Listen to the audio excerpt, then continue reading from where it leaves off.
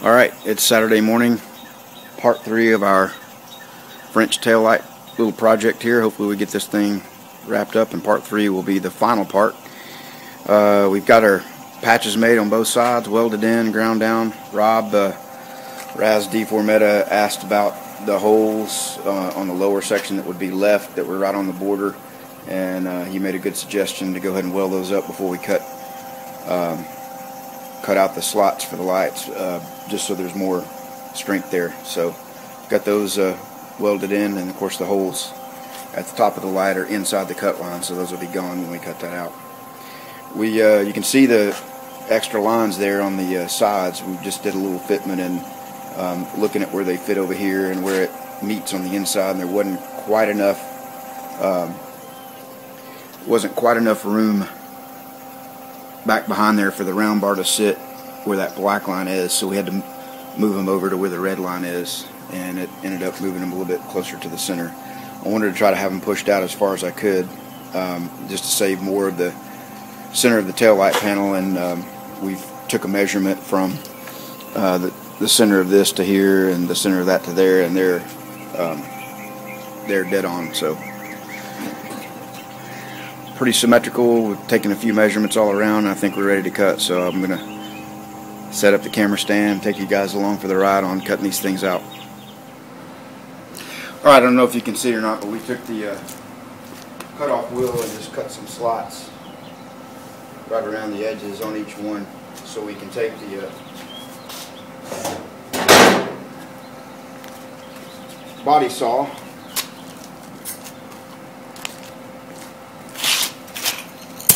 and use it to make those radiuses with on each end, and then we'll come back and cut the straight sections out.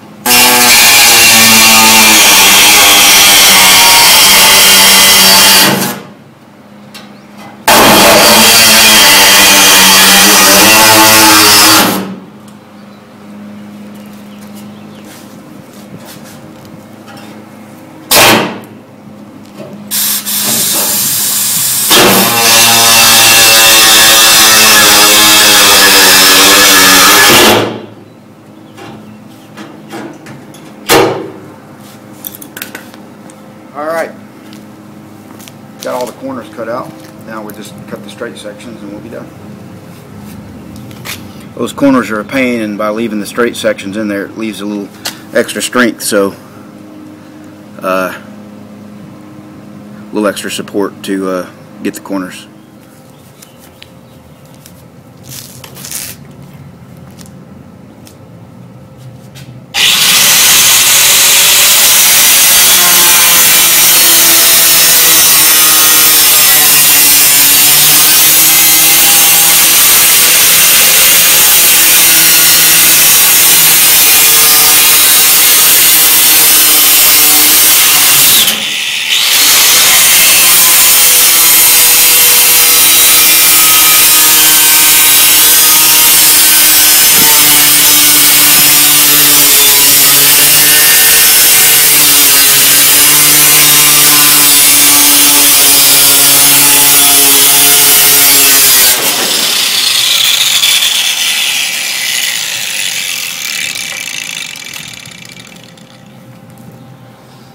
Alright, got the slots cut out there. Probably going to take the battery box out just to make it easier to get into the back of there. And try to cut for the most part just on the inside of the black line to leave a little extra room for fine tuning. So we'll go ahead and start fitting up our frames and see what they look like, and come back and show you more here in a little bit.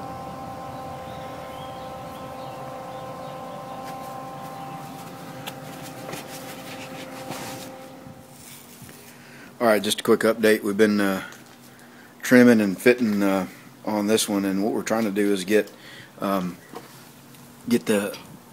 lip of the sheet metal to go about halfway across the diameter of the round bar, so it creates a nice rolled in edge there that's very subtle. So we've pretty much got it there, just kind of clamped in place, and we're going to start tacking this one in. And that was after about 2 hours of fitting. We ended up having to modify our brackets. These guys, they ended up